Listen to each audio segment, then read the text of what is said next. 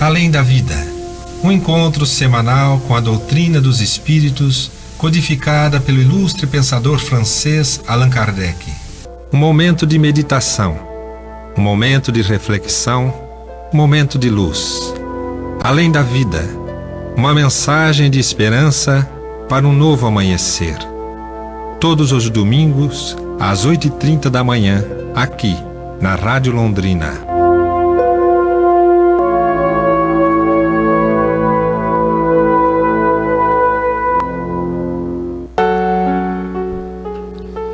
Muito bom dia, queridos ouvintes da Rádio Londrina, que nessa belíssima manhã de domingo estão aí sintonizados conosco. Alguns acordando agora, sintonizando aí a Rádio Londrina, para ouvir um pouquinho e participar conosco de mais um programa Além da Vida. Mas antes de qualquer coisa, vamos aí fazer a ambientação do nosso programa, desse momento aqui que estamos ligados com a espiritualidade. E vamos ouvir a mensagem preparada pela Federação Espírita do Paraná através do seu programa Momento Espírita, a mensagem Investindo no Futuro. Vamos ouvi-la e já retornaremos. Investindo no Futuro. Todos os domingos aquele homem era visto em frente ao templo religioso. Não sabiam o seu nome, nem de onde vinha. Passava algumas horas ali no período da manhã, e da forma que aparecia, desaparecia até a semana seguinte. Um tanto mais do que maduro, podia-se qualificá-lo de idoso. Por se trajar de forma muito simples e ficar postado à porta do templo, foi confundido certo dia com um mendigo. Alguém lhe ofereceu uma esmola, e ele sorrindo agradeceu, dizendo que não precisava dela, pois graças a Deus podia prover ao próprio sustento. Comunicativo, tinha uma forma toda especial de falar, e quem quer que por ali passasse e resolvesse parar, logo se detinha em longa conversa com o velhinho.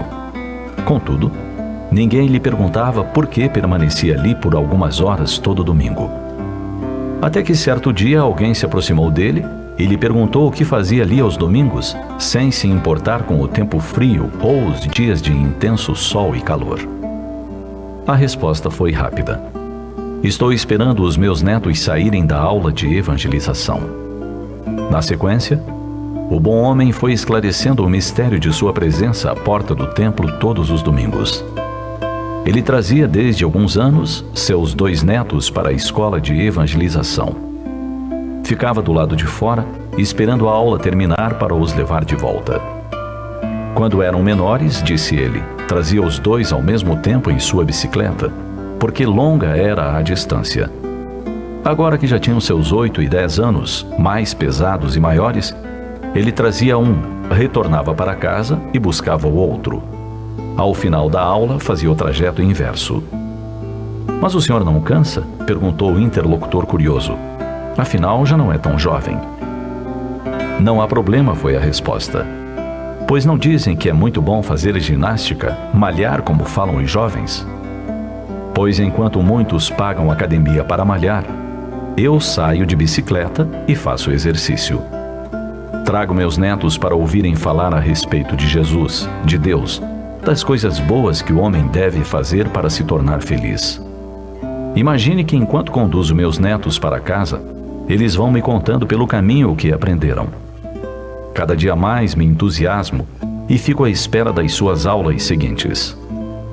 Pode-se dizer que faço ginástica enquanto invisto na formação de meus netos e numa sociedade melhor para o futuro.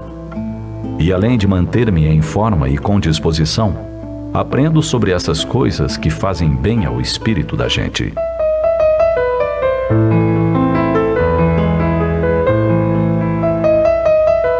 Orientar a infância é preparar o futuro risonho pelo qual todos anelamos.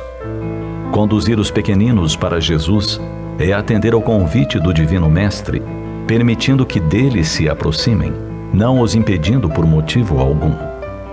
É na meninice corpórea que o espírito encontra ensejo de renovar as bases da própria vida. Eis porque não lhe pode faltar a mensagem renovadora da Boa Nova.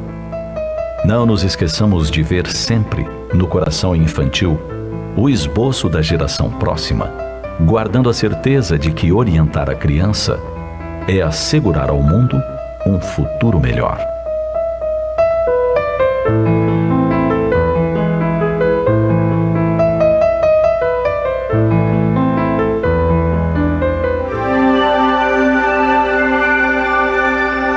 A Federação Espírita do Paraná disponibiliza obras espíritas do século XIX em biblioteca virtual.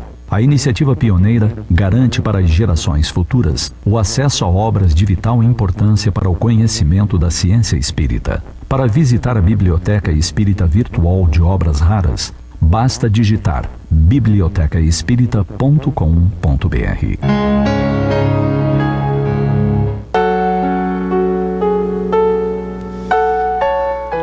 Muito bem, queridos ouvintes, cá estamos de volta. Do meu lado, minha companhia aqui, professor José Miguel, sempre pronto com seu sorriso para trazer os seus comentários junto conosco. Desculpa, nesses anos todos aí que nós, nos segundos domingos de cada mês, estudamos o Livro dos Espíritos, essa obra que deu origem, né? A primeira obra que deu origem ao Espiritismo. Mas como nós sempre fazemos, né? Eu vou abrir a palavra para o Miguel para fazer um breve comentário dessa mensagem tão bacana que a gente ouviu hoje, né? Aí, investindo no futuro. Bom dia, Paulo. Bom dia, Cacá. Bom dia, amigo ouvinte que acompanha o programa todos os domingos. É uma grata satisfação estar estudando com vocês, especialmente com o Paulo Riso, que é um amigo de longa data já. Então, vamos investir no nosso futuro, né, Paulo? Como diz a mensagem, né? Com certeza. Futuro do espírito, que conforme está ali no próprio Livro dos Espíritos, que a gente está estudando ali na quarta parte, quando fala das esperanças e das consolações, depois que passa por Deus, pelo Espírito, pelas leis morais, a gente vai encontrar a felicidade. E a mensagem é muito bonita, né, Paulo? Trabalhando aqui na matéria com os nossos familiares, né? Um avô cuidando dos seus filhos, dando a eles a essência da educação moral, né? Que a gente chama de evangelização, mas na verdade é moralização do espírito, né? É incutir virtudes para combater vícios, mas com as crianças a gente trabalha dessa forma, né? Então o texto é muito claro, muito feliz quando diz que nós temos que investir nas coisas que fazem bem ao espírito da gente, né? O espírito nosso, o espírito do próximo, porque esse é um tesouro que não se perde. E trazendo para a nossa realidade, pessoal, nós temos que investir na educação básica mesmo, né? São os pequenos ali na faixa etária dos 6 aos 14 anos, né? Que a gente hoje conhece como Fundamental 1 e 2. Aí que está a base, aí que nós temos que investir, porque tendo uma base sólida para o futuro, né, Paulo, teremos homens de bem. Esse é o objetivo, né?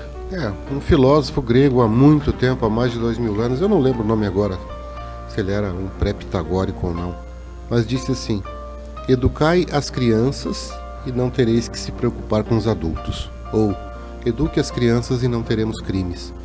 Evidentemente a gente falha muito nisso aí, porque não é só a questão de educar. Nós que somos espíritas sabemos que é muito mais complexo que isso, né? Nós estamos lidando com espíritos reencarnantes, né? Que são dóceis, são sensíveis aos ensinamentos. E tem outros que são relutantes, que não vão aceitar com facilidade. Que bom se fosse assim, eu levo lá a criança, né? Que nem diz a mensagem que ela é muito bonita, ela é simbólica, e todas as crianças aceitassem aquilo. Nossa, o mundo seria uma pintura e nós em breve teríamos o reino de Deus na Terra. Mas a gente sabe que uma mensagem como essa, ela é figurativa, ela é alegórica, ela mostra a importância que a gente tem, né, de nós trabalharmos as nossas crianças. Mas nós que somos pais, avós, nós que já tivemos filhos, né, enfim, sabemos que cada serzinho que está vindo é diferente, né, e muitas vezes em alguns nós encontramos facilidades e outros não. E nós temos que ter a sensibilidade, inclusive nós espíritas divulgamos muito isso, e Kardec ele explora esse assunto, que nós temos que saber que aquele espírito que reencarnou é um espírito antigo, né? Que traz sim suas qualidades, que traz toda uma bagagem de conhecimento consigo de encarnações anteriores, mas que também traz defeitos, que veio para essa terra para aprender.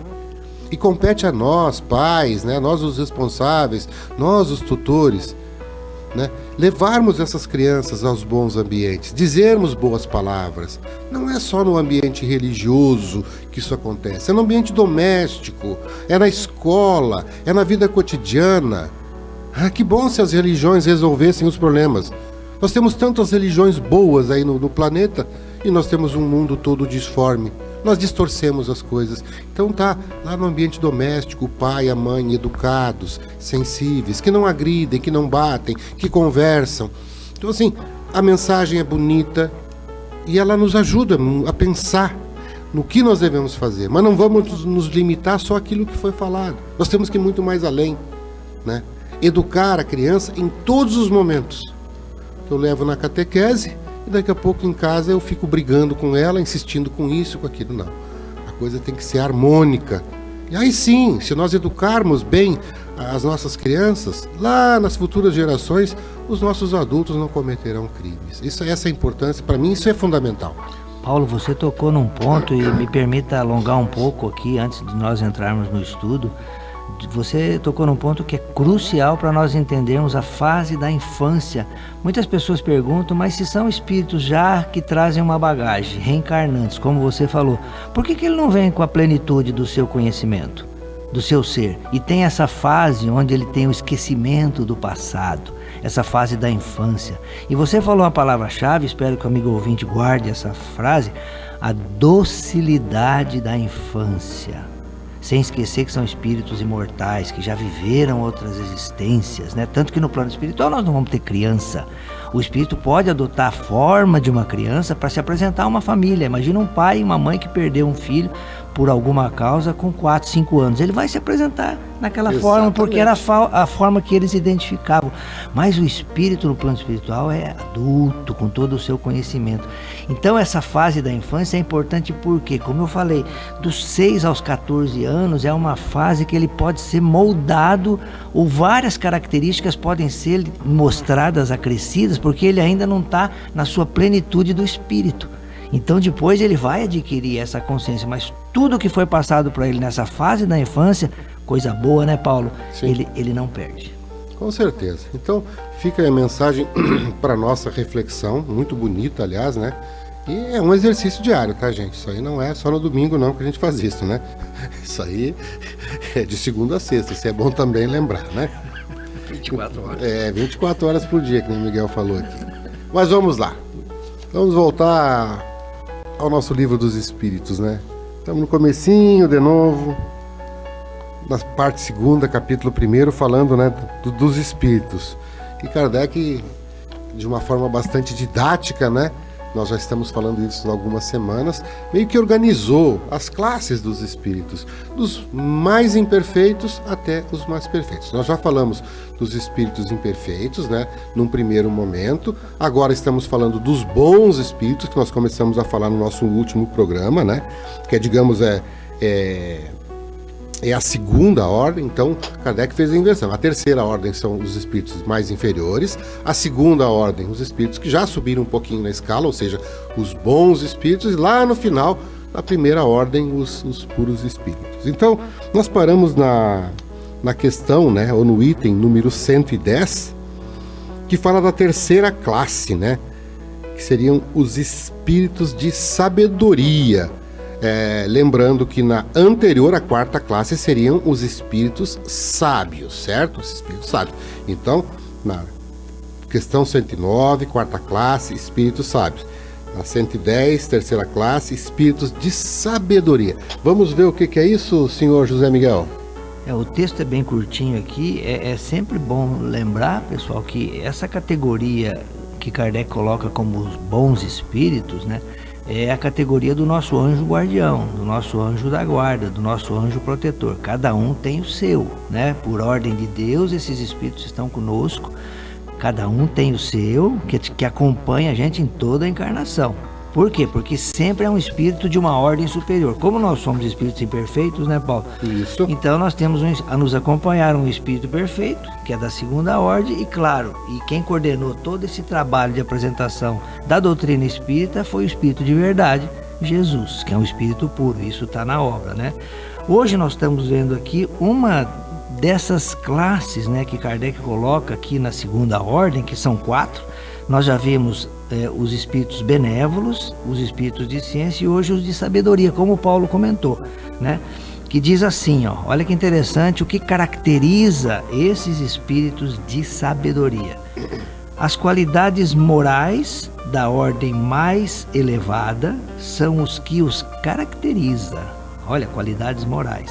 Sem possuírem ilimitados conhecimentos, ainda estão aprendendo, são dotados de uma capacidade intelectual que lhes faculta juízo reto sobre os homens, ou seja, os espíritos encarnados e as coisas da matéria. Juízo reto. Essa é uma palavra, assim, 2 palavras que nós podemos explorar, né? Ou seja, o que nós podemos dizer desses espíritos? São espíritos que já experimentaram muito, né? Tiveram muitas encarnações, aprenderam muito. Então veja bem, não é só o conhecimento que os caracteriza, né? Não é só o conhecimento. Eles já têm qualidades, mesmo porque o conhecimento, conforme foi dito, também é limitado, né? Porque o conhecimento, né, gente, é uma coisa que nunca a gente termina de ter, né? Quando a gente termina de aprender alguma coisa, a gente descobre que precisa saber um pouquinho mais dela e assim vai sucessivamente. Eu nunca conheci ninguém que possa ter dito assim, olha, cheguei ao fim e a partir daqui não há mais nada para saber. Pelo menos nesse planeta, do pouco que eu conheço, eu nunca vi ninguém dizer isso. Conheço muitos pesquisadores, gente que trabalha nesse instituto de pesquisas, e a cada passo que eles dão, e no conhecimento se descobre mais coisas a conhecer. Isso é uma coisa impressionante. Então o conhecimento também é ilimitado. Mas esses nossos irmãos, né, eles têm uma capacidade intelectual. Isso já vem do intelecto, para formar um juízo reto. Ou seja, conhecem muito, muito, muito, muito. É que nem nós adultos, nós não precisamos ser muito espertos para saber quais as fases que uma criança vai passar. A gente sabe que do nascimento até o 1º ano certas coisas vão acontecer, de 1 aninho até 2 acontecerão outras, depois de 2 a 3, de 3 a 4, de 4 a 5 e assim por diante. A gente sabe o que vai acontecer com o nosso filho, com o nosso neto, com o filho do vizinho, naquela idade. Via de regra, esse conhecimento nós já temos. Então imagine um espírito que conhece a vida, né, em todas as suas nuances. Ele não precisa ser um vidente, um profeta, que vai ser, olha, Paulo, cuidado com isso, senão lá na frente vai acontecer aquilo. Ele não está adivinhando. Ele não está adivinhando. Ele tem um profundo conhecimento de causas e consequências. Esse passo aqui vai te levar àquilo lá. Então veja bem, isso é conhecimento. Então é um espírito que conhece tanto da vida, tanto das experiências humanas, que a cada passo que nós damos, ele já consegue mais ou menos antever o que vai acontecer lá. Assim como com uma criança a gente age do mesmo jeito.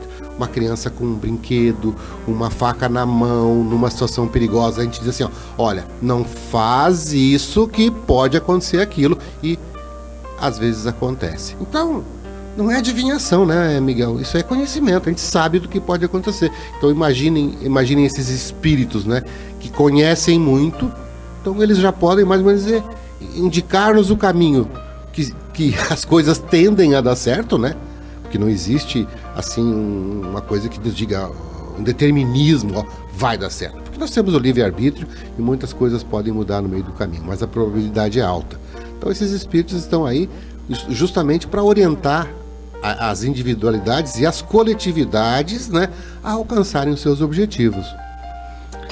É importante isso que o Paulo destacou, dessa palavra, dessa expressão que Kardec coloca nessa caracterização da terceira classe, espíritos de sabedoria. Sempre lembrando, pessoal, que Kardec apresenta a escala espírita de forma orientativa, didática, né? Claro que a gente vai transitar ali nos espíritos de ordem inferior, né? Os imperfeitos, entre uma ou outra categoria. Aqueles que acompanham o nosso estudo no Livro dos Espíritos vai entender quando ele vai folheando ali, vai vendo. Por exemplo, agora nos bons espíritos, a gente viu que a primeira classe dos bons espíritos são os espíritos benévolos, né? E que predomina deles a qualidade e a bondade.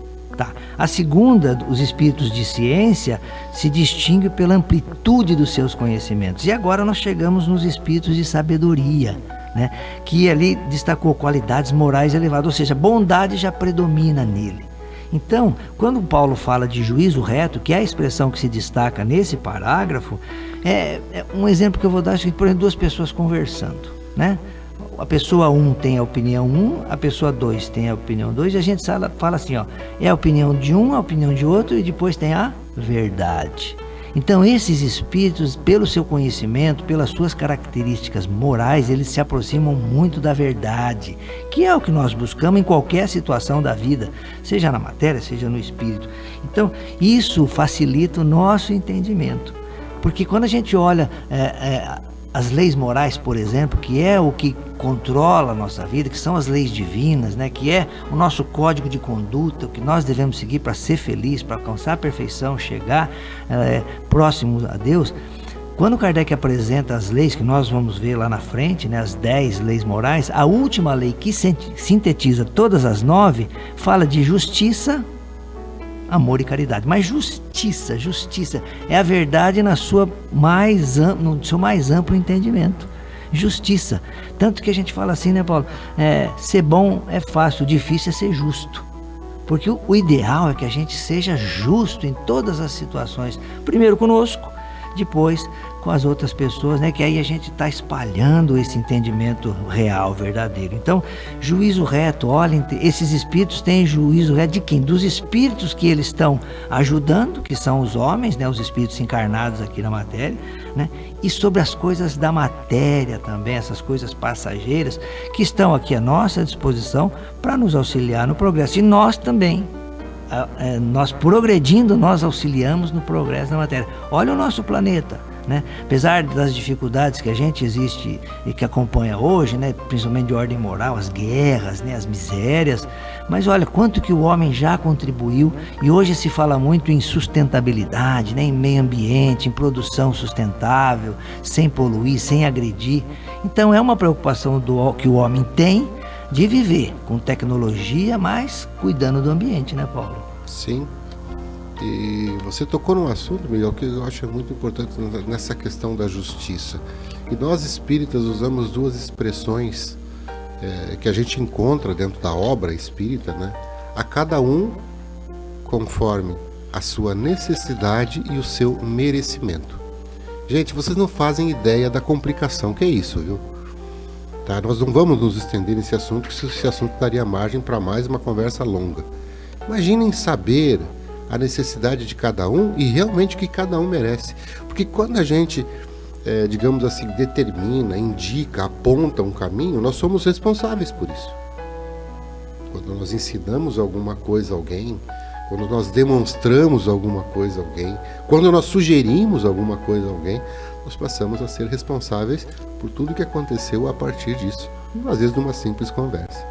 E cada um de nós é um ser único, que percorreu um único caminho, não há dois iguais. Então, o que é que cada um precisa? Nós precisamos ter uma visão de vida muito extensa, muito larga, né, para saber o de que nós precisamos e o que nós merecemos. O que nós merecemos tem a ver com o primeiro, só que o que a gente merece sempre vai estar ligado ao que a gente precisa. Ora, se eu precisava de alguma coisa e não fiz bom uso daquilo, talvez eu mereça repetir ou dar um passo adiante. Então, temos que pensar sempre nisso. E esses espíritos de sabedoria, eles fazem o juízo reto. Por isso que muitas vezes a gente pede e não alcança, né? Porque a gente não sabe pedir, né? Porque sempre, tudo na vida acontece segundo esses dois parâmetros. Necessidade de cada um e merecimento de cada um. Tanto que os espíritos, desculpa o sorriso, mas tanto que os espíritos falam, cuidado com o que você vai pedir, você pode ser atendido. E não é aquilo que a pessoa está precisando, né? Tem gente que fala assim, eu quero ganhar na Mega Sena, eu quero, né? E a pessoa não lembra que na última encadernação dela, ela foi rica. E o que ela fez com a riqueza? E não fez nada. Nada. Mas enfim. Só o destaque que você deu para a responsabilidade, Paulo, que eu acho importante é isso, né? A gente fala muito de direitos e esquece dos deveres, né? Sim. E tem uma frase que o amigo ouvinte deve lembrar, que diz assim, ó, tu te tornas eternamente responsável por aquilo que cativas. Isso está numa obra muito conhecida de Saint-Exupéry, né, que é um clássico da nossa literatura. O pessoal fala que é infantil, mas eu acredito que há um ensinamento profundo aí nessa obra, né? Podemos dizer que até é uma obra filosófica, sim, né, Paulo? Sim. E ajuda muitas pessoas se as pessoas observarem isso. Se nós nos tornarmos responsáveis, tornar responsável, pessoal, não é fazer o trabalho que ele tem que fazer por ele, não.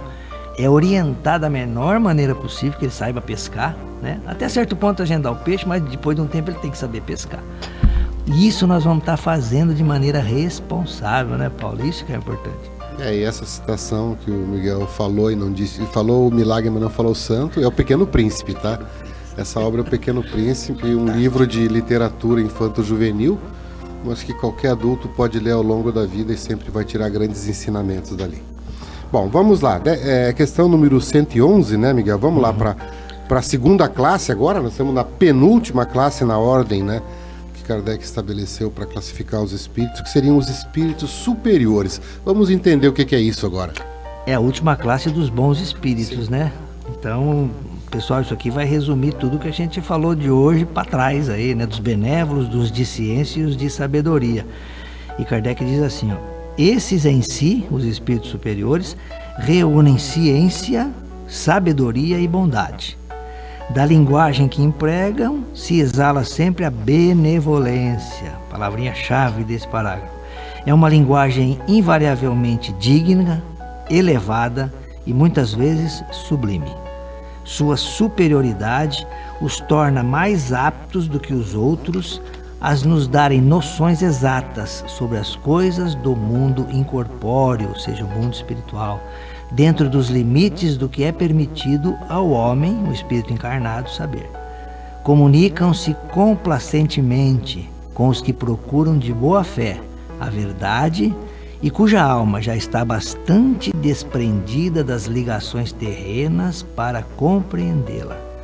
Afastam-se, porém, daqueles a quem só a curiosidade impele, ou que, por influência da matéria, fogem à prática do bem. E Kardec finaliza essa explicação num segundo parágrafo dizendo assim: quando por exceção encarnam na Terra, é para cumprir missão de progresso, e então nos oferecem o tipo da perfeição a que a humanidade pode aspirar neste mundo. Eu creio, Miguel, que nós vamos concluir o nosso programa de hoje somente falando sobre essa questão, até porque eu já vou adiantar hoje a mensagem do nosso querido José Antônio, ela tem 16 minutos, tá? Então a gente não pode ir além das 9h15, agora são 8h59. 9h10, né? 9h10, perdão. 9h10, 9h15. Beleza. Espíritos superiores. Nós aqui, quando falamos nisso, nós estamos colocando assim lá em cima. O que os homens, durante toda a história da humanidade, trataram como santos, como avatares, como enviados, como profetas. E nós os temos em todos os tempos, em todas as culturas, né? Vieram esses espíritos superiores, que eu vou lá direto para o último parágrafo. Quando por exceção, ou seja, são espíritos superiores. Um espírito superior já está suficientemente desmaterializado, já tem, por exemplo, conhecimento suficiente, já adquiriu as virtudes suficientes para não necessitar mais de uma encarnação material. Nós não estamos falando de um espírito puro, nós estamos falando de um espírito superior, que nós não terminamos a escala. Essa, conforme eu falei, é a penúltima. Tem a última depois, que nós vamos ver só no mês que vem, no próximo programa. Então, dos espíritos bons, ela é a última, mas da classe total é a penúltima. Espíritos superiores. Então, neles predomina a benevolência. São bons por natureza. Eles conhecem tanto, sabem tanto, que eles olham para nós como crianças. Eles sabem tudo o que nós precisamos fazer, todo o caminho que nos cumpre, percorrer. Provavelmente olham para nós com tristeza, por ver as falhas que nós ainda cometemos, mesmo sabendo que existe um caminho correto para a gente seguir. É como um pai vê um filho percorrer um mau caminho, mesmo com todo o amor, com todo o conhecimento, com todo o afeto que lhe deu. Acontece, mas a experiência humana leva a isso, por isso que a gente reencarna, para depois buscar encontrar sempre o caminho da perfeição. Então nele se reúne praticamente tudo, ciência, sabedoria e bondade. Então eles já experimentaram o que precisavam experimentar. Vieram à Terra, não só nessa, provavelmente são espíritos que viveram e aprenderam em outros orbes. Porque quando a nossa humanidade, essa a que a gente se refere, essa humanidade que começou aí, a nossa coisa de 10 mil anos atrás, onde o homem começou a se sedentarizar, a aprender a escrever e etc., da nossa história recente, se é que podemos falar, nessa humanidade mais recente, lá nos primórdios nós já tivemos espíritos super esclarecidos. Veja bem, há 2000 anos esteve com nós Jesus. O que era a humanidade em termos de ciência, de tecnologia 2000 anos, comparado com o que é hoje?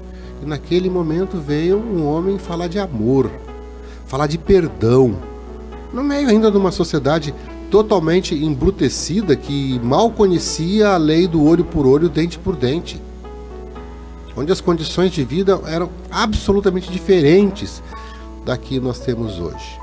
Então Jesus já era evoluído naquela época. E quantos outros homens vieram? Nós conhecemos mais a história ocidental, que é a história aqui praticamente da Europa, na Idade Média. Então nós temos grandes homens que vieram na qualidade de santos, nós temos um muito reverenciado até mesmo dentro do Espiritismo, que é Francisco de Assis, e segundo consta, foi no outra encarnação um discípulo de Jesus, mas nós não queremos explorar esse assunto. Mas Francisco foi um homem que veio, através do seu exemplo, ensinar o desprendimento material, a bondade para com todos os seres, o respeito para com todos os seres. Viveu uma vida super curta, 30 e poucos anos de encarnação, mas deixou uma história magnífica, Então isso já mostra que naquela época já era um espírito, seria na nossa visão, um bom espírito, um grande conhecimento da vida. Então, quando esses espíritos, por alguma aventura, entram em contato conosco, a linguagem deles sempre será uma linguagem boa. Sempre vão nos trazer coisas boas. Sempre irão nos trazer a verdade. Nunca usarão de violência ou de qualquer palavra que machuque alguém ou que ofenda. Então vejam bem como isso é interessante. E esse é um caminho que eles percorreram e que nós podemos percorrer, e como Jesus disse, vós sois deuses e podereis fazer tanto quanto eu. Isso nos dá o consolo de que estamos no caminho, aprendendo, lutando aqui para nos tornarmos bons, Miguel? É verdade, Paulo.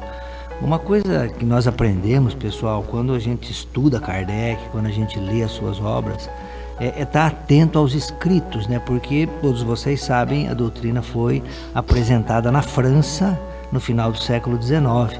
Aliás, esse mês de abril é muito especial, porque no dia 18 de abril de 1857 nascia o Espiritismo em Paris, Paulo? Com a edição com a primeira edição do Livro dos Espíritos. Exatamente, E nascia também, pessoal, Allan Kardec. É claro que já existia desde 1804 Hippolyte Léon Denisard Rivail, que foi a pessoa, né, que foi o educador, o cientista, né, até o 18 de abril. A partir de 18 de abril ele mudou o seu nome para Allan Kardec. Por quê? Para que a sua obra acadêmica, científica de professor Rivail não se misturasse com a obra espírita. Então ele usa um codinome, Allan Kardec, que foi uma encarnação anterior dele, ali na Gália mesmo, né, na França. Gália, né? Gália dos antigos. No tempo dos romanos, né? Dos romanos, dos druidas, né? É. Ele foi um druida. Então, por que eu estou falando de Allan Kardec? Esse mês é especial, porque, segundo o nosso entendimento, ele é um espírito superior. Porque, olha só, no último parágrafo, quando por exceção encarnam na Terra, quer dizer, eles não precisariam encarnar num planeta de provas e expiação, né? Então, por que por exceção? Porque eles não precisam ser provados nem espiar passado, né? Então, eles vêm aqui para quê? Para missão de progresso. Tem um texto que eu gosto muito, acho que o Paulo deve conhecer, está lá no livro Cartas e Crônicas do Chico, Kardec e Napoleão. Então, Kardec e Napoleão se apresentam numa mesma época, e é interessante que Kardec vem para ajudar Napoleão. Olha só, né? Uma pessoa que ia se envolver com a educação, com a parte moral, com a parte científica, para ajudar uma pessoa que tinha sua missão no lado, vamos dizer assim, organizacional, no lado administrativo, né, de comandar países, né? É muito interessante esse texto. Cartas e Crônicas, Kardec e Napoleão, fica a recomendação. Porque aqui logo na frente diz assim: eles vêm com missão de progresso e então nos oferecem, e olha só o detalhe de um artigo, né? Aqui na minha tradução está o tipo de perfeição a que a humanidade pode aspirar neste mundo. Se a gente olhar a questão 625 lá do Livro dos Espíritos, Kardec pergunta qual o tipo mais perfeito que Deus enviou à humanidade para servir-lhe de modelo e guia? E aí a resposta foi o que o Paulo já adiantou do nosso próximo programa do mês que vem, que vai falar de espírito puro, que é o Cristo, que é Jesus, né? Então aqui, na verdade, esses espíritos superiores nos oferecem um tipo de perfeição. Um tipo de perfeição, porque a pessoa pode pensar assim, não, a perfeição é perfeição, né, Paulo?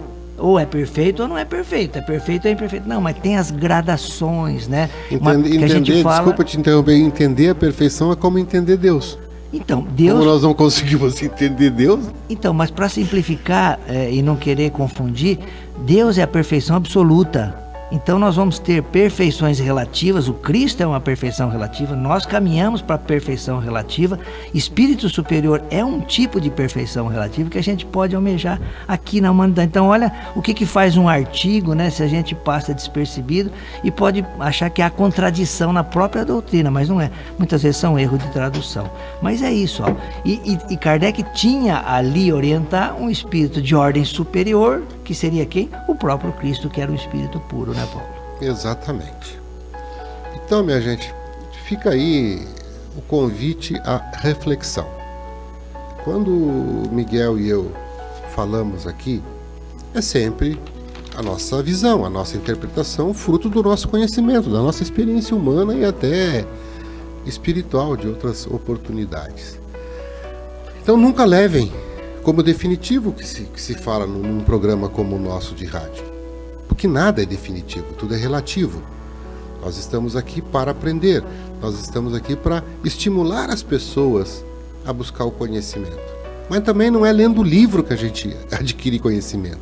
A gente também adquire conhecimento trabalhando, agindo, fazendo as coisas. Porque alguém tem que estar sempre pesquisando e fazendo, e praticando, né, fazendo as novidades. Então, fica aí o nosso convite. Nós vamos terminar o nosso programa então um pouquinho mais cedo hoje. Vamos agora só ficar nas nossas despedidas finais, né, Miguel? Porque logo vai entrar o programa do José Antônio, que hoje é um pouquinho mais longo, conforme eu tinha falado anteriormente. Mas nós vamos fazer então só um resuminho breve. Nós temos aí mais uns 3, 4 minutos pela frente e nos despedimos daí, Miguel. O programa não termina agora não, tá, pessoal? Tem a fala do Zé Antônio ainda, que dá 16 minutos, que a gente vai ouvir no carro, né, Paulo? Sim. Eu queria aproveitar esse final, pessoal, e recomendar já como preparação para o nosso próximo programa, onde nós vamos falar de espírito puro, Uma obra que é muito interessante é de um filósofo contemporâneo, chama André Comte Sponville. Interessante que ele é um filósofo materialista, Paulo, né? Está vivo ainda, é francês. E o título do livro é Pequeno Tratado de Grandes Virtudes. Eu recomendo que as pessoas vão no último capítulo, que ele fala do amor. Ele vai falar de Jesus. É a visão de um filósofo materialista. Mas olha como que esse filósofo fala de Jesus. O amor que ele vem trazer para nós aqui. Fica a nossa dica. E aqui do Livro dos Espíritos a gente depois complementa, né, Paulo? Eu desejo a todos um domingo de muita luz e uma semana plena de realizações no bem. Um grande abraço. Só para deixar um registro aqui, eu não tenho a data de quando isso aconteceu. Eu recebi essa mensagem através do WhatsApp, foi fruto de uma reportagem numa grande rede de televisão. Sociedade Brasileira de Cardiologia, na seccional do Rio Grande do Sul, ela admite que a espiritualidade tem influência na cura das pessoas. E isso se tornará, pelo menos naquele estado, né, uma pauta, não exatamente uma disciplina, mas um assunto que começará a ser tratado no escopo, né, da formação dos médicos, na academia. Então não se refere a nenhuma religião especificamente, nem se fala em religião, se fala em espiritualidade, mas a ciência definitivamente aceita que a espiritualidade influencia na nossa vida. Então, pesquisas demonstraram que pessoas que recebem ou fazem preces com aquela ou aquela outra religião ou seita, seja lá o que for, obtiveram curas e um desempenho na recuperação de determinadas doenças que a ciência atestou como verdadeiro. Ou seja, as que nada receberam e as que receberam, a diferença foi notada. E isso é artigo acadêmico, é com base científica, e tanto é que a Sociedade Brasileira de Cardiologia, seccional Rio Grande do Sul, começa a adotar então o ensino, né, ou a aceitação da espiritualidade como, digamos assim, parte da terapia na cura de diversas doenças, especialmente, né, de doenças cardíacas. Então veja como é importante, né, as pessoas cultivarem a espiritualidade, seja ela em que forma for. Isso nos dá mais ânimo para viver, nos poupa de determinados dissabores da vida, nos ajuda na recuperação de doenças, melhora o nosso relacionamento com as pessoas. Que uma pessoa espiritualizada, ela é mais cuidadosa no falar com os outros, ou ela aceita melhor quando alguém diz uma palavra que pode ser ofensiva ou não. Enfim, a espiritualidade, ela ajuda o homem a ser melhor. Não importa a forma, não importa em que credo religioso, não importa. Cada um está onde precisa estar. E todas as formas de espiritualização são boas, porque nós não estamos no fim, estamos a caminho. Fica então o nosso abraço a todos os nossos queridos ouvintes, hoje em especial aos nossos irmãos católicos, né, que tem o Domingo de Ramos como um domingo muito especial, que comemora a entrada de Jesus em Jerusalém, para aquela semana que foi a última na sua encarnação terrena. Um grande abraço a todos, muita paz, tenham um excelente domingo e até o nosso próximo programa. Olá, amigos. No livro A Gênese, no capítulo 16, Allan Kardec estuda um tema chamado as predições. Aliás, a Gênese, o livro A Gênese, ele dá ao livro o nome A Gênese, os milagres e as predições segundo o Espiritismo, que veriam a ser predições. Predição é algo parecido com previsão, com a diferença de que previsão é algo que pode acontecer e predição é algo que se diz antes e que vai acontecer. Então, está ligado a dizer o que vai ocorrer no futuro, está ligado às profecias. Então é o capítulo onde ele vai estudar as profecias, por exemplo.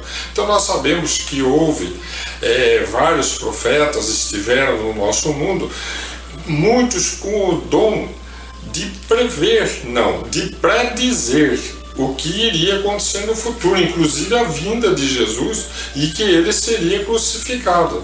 Então eles disseram, só não deram datas, não disseram quando, mas isso são predições. Então Allan Kardec, nesse capítulo da Gênesis, ele vai propor o estudo porque ele diz o seguinte: depois de tanto vermos na humanidade os fenômenos das predições como fatos verdadeiros, quer dizer, pessoas em qualquer lugar da humanidade que de repente dizem com acerto o que vai acontecer em determinado dia ou em determinada época, mas com tal acerto, com qual tal forma de fundamentação, que é impossível não crer que haja uma lei por detrás. E aí diz Allan Kardec, se há uma lei, cabe ao Espiritismo estudá-la. Por quê? Porque não existem milagres. Então tudo tem que estar dentro de leis naturais. E Allan Kardec vai propor um raciocínio para que a gente compreenda como é que pode pessoas preverem ou dizerem o que vai acontecer se ainda não aconteceu. Então ele propõe o seguinte raciocínio. Imagine duas pessoas, uma no alto de uma montanha, olhando para toda aquela planície, para todos os acidentes do terreno, para os riachos, até por assaltantes do caminho, vendo tudo lá de cima. E outro é um viajor. O viajor que vai começar aquela jornada de caminhar por aquela planície, talvez para subir aquela montanha. Para o viajor, ele pode prever o que ele vai encontrar ali na frente. Quer dizer, não tem certeza. É uma previsão de que tem riachos, de que tem lugares escarpados, de que tem rochas, de que tem... Mas para quem está lá em cima na montanha, ele pode dizer: tem isso, tem isso, tem isso, tem isso. Por quê? Porque ele está vendo. Então Allan Kardec analisa o espírito que vê o futuro como alguém que tem essa penetrabilidade espiritual. Então isso é uma palavra que está ligada ao corpo espiritual, ao perispírito, tem essa capacidade. E aí Allan Kardec vai fazer um estudo dizendo por como que o espiritismo vai entender a possibilidade da predição do futuro. Então ele diz assim: quanto mais depurado for o espírito e mais livre da matéria, mais condição ele tem de penetrar o futuro, quer dizer, de estar tudo como um presente para ele. Então vamos voltar à história de Allan Kardec. Você está lá em cima da montanha e você está olhando tudo como se fosse presente. Não tem futuro ali, porque você está vendo o caminho que o viajor vai traçar, por onde ele vai passar e o que ele vai encontrar no caminho. Você pode descer essa montanha, ir lá até o viajor e dizer para ele: olha, daqui uns 2 dias de caminhada, você vai encontrar determinada coisa, tal. Tome cuidado, tem salteadores em determinados lugares. Aliás, esse tema me chamou a atenção de uma palestra que eu escutei, que foi proferida no ano de 2018, no estado de Minas Gerais, por Geraldo Lemos Neto, conhecido como Geraldinho no movimento espírita, que foi muito amigo do Chico, vivia na casa do Chico, de Belo Horizonte, uma pessoa que faz um trabalho, tem editora, trabalha com publicações de obras, muitas das quais do Chico, de obras póstumas de Chico Xavier, não psicográficas, de coisas que sobraram, de mensagens que sobraram. Então ele editou livros de Chico Xavier a ponto de chegar a quase 500 as obras de Chico, 499, graças a esse trabalho dele. E ele conta essa história que uma vez ele ia normalmente acompanhado de alguém, saía de Belo Horizonte, eles iam de carro, ficavam na casa do Chico, pousavam na casa do Chico, passavam a sexta ou sábado, trabalhavam com o Chico de manhã, de tarde, de noite, de madrugada. E um dia ele tinha prova na segunda-feira na faculdade, ele era bastante jovem, ele ainda é jovem.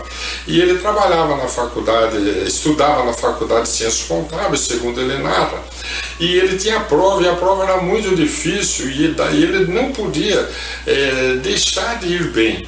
E ele pediu até licença para o Chico para em determinados momentos estudar ali na casa dele. E quando foi no sábado, na madrugada para o domingo, eram 2 horas da manhã, ele decidiu pegar a estrada, 5 horas de viagem, lá de Pedro Leopoldo. E ele decidiu pegar a estrada, junto com uma amiga que estava com ele, não me lembro se era parente, e o Chico falou para ele: não viajem de madrugada, é muito descanse, viaje descansado no outro dia. Aí ele: Chico, eu tenho que ir, eu tenho que chegar de banhozinho, eu tenho que tomar um banho, eu tenho que estudar, porque eu tenho essa prova à noite na faculdade. E aí o Chico para e olha para ele e diz assim: olha que interessante, vocês vão encontrar essa narrativa nessa conferência dele no YouTube.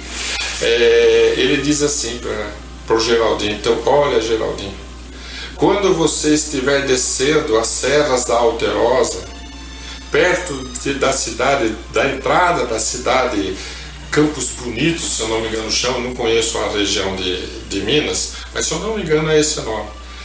Você vai ver na estrada, vocês vão encontrar um guarda rodoviário, uma pessoa vestida de policial rodoviário, que vai estar com os braços abertos, fazendo este sinal, como se parece uma ave.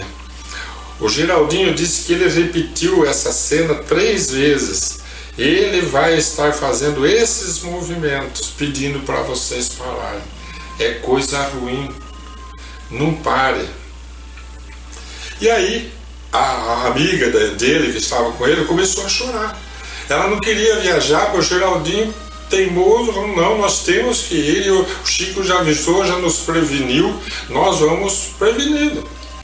E na viagem esqueceram, 2 horas de viagem, 2 horas e pouco, esqueceram, foram envolvidos com música, conversando, comentando os fatos daquele encontro com o Chico, do dia, dos trabalhos, quando de repente estavam descendo as serras da Alterosa, e eles olham na estrada um homem vestido de guarda rodoviário fazendo exatamente o que Chico dizia que ele estaria fazendo, com os braços abertos, dando sinal para eles pararem, como se fosse uma ave batendo assim asas, né? Eu que estou fazendo essa comparação da ave. E quando ele vê, ele fala: meu Deus, ele estava no meio da pista. Aí ele falou: já sei o que vou fazer. Fingiu que parou. Quando ele saiu da pista, eles saíram e foram embora. E não ficaram para saber de que se tratava, e nada aconteceu. E Geraldinho diz, nessa conferência, ele faz essa análise: isso só pode ser uma predição. Quer dizer, ele disse o que iria acontecer. Aí eu, como espírita, começo a analisar.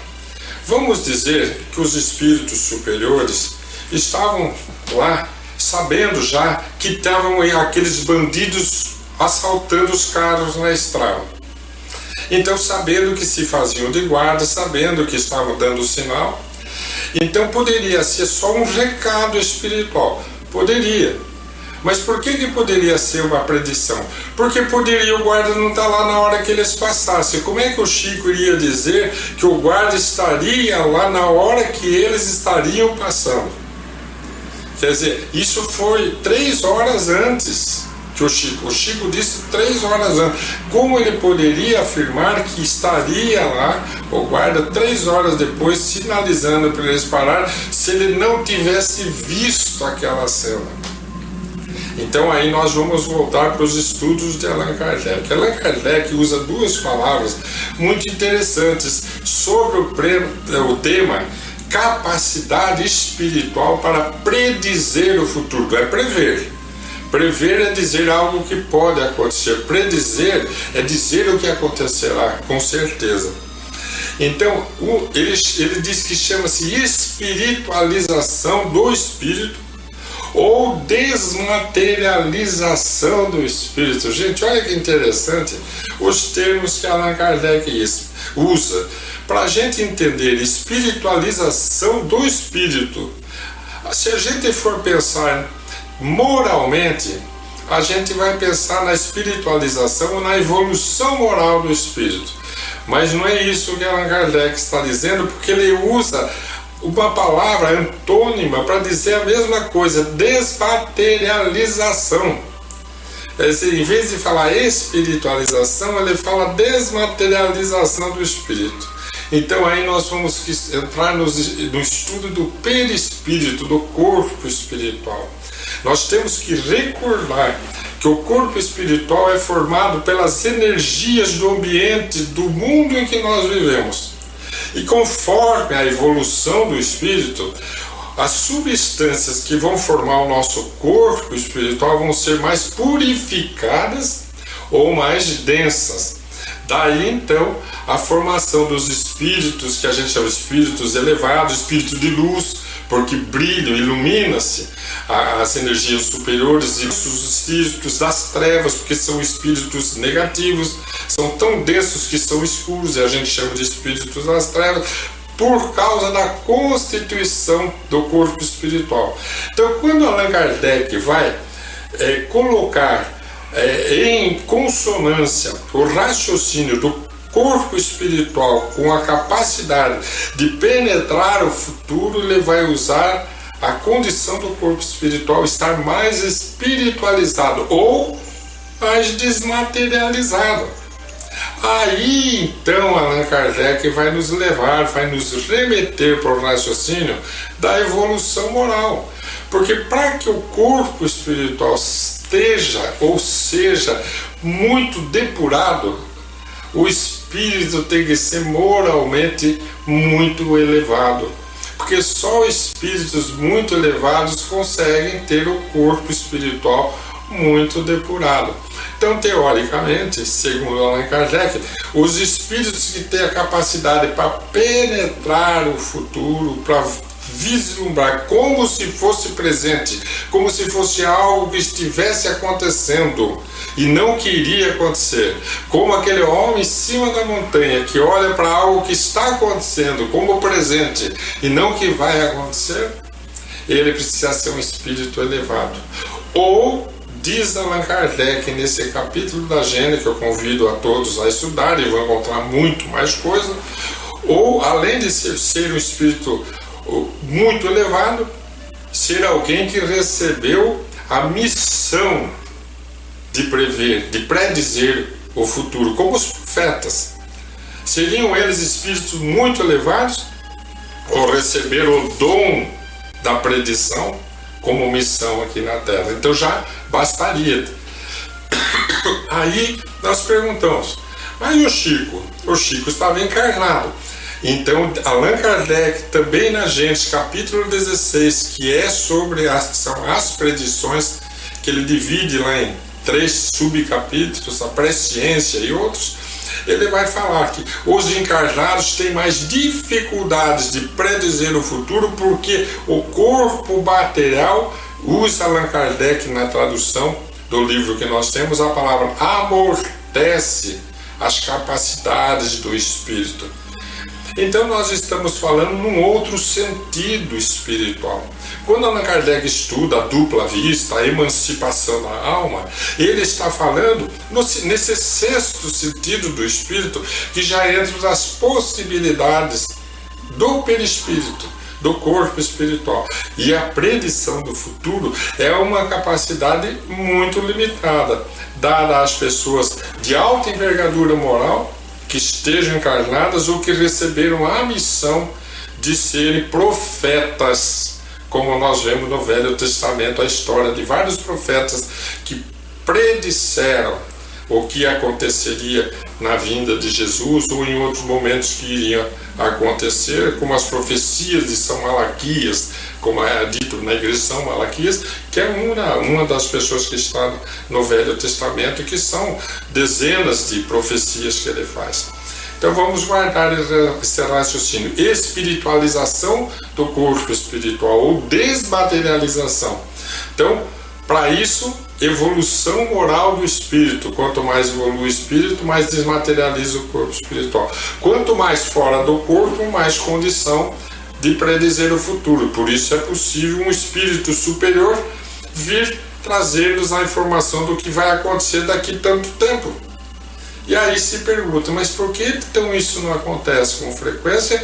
E Allan Kardec encerra esse raciocínio dizendo: Deus às vezes consente que um pequeno véu se abra sobre o futuro quando ele julgue que vai trazer benefícios para alguém ou para uma coletividade. Mas existe o prejuízo de se conhecer o futuro, porque tira o livre-arbítrio da luta do indivíduo nas suas provas e do seu crescimento espiritual. Vamos refletir sobre esse tema. Um grande abraço.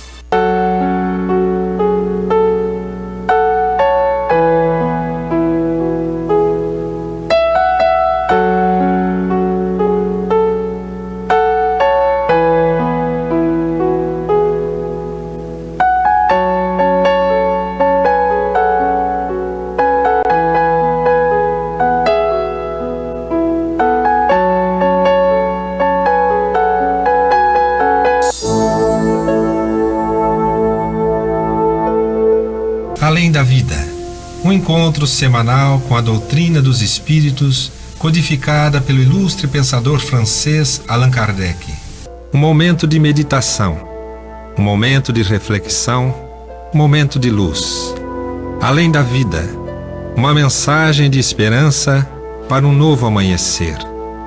Todos os domingos, às 8h30 da manhã, aqui, na Rádio Londrina.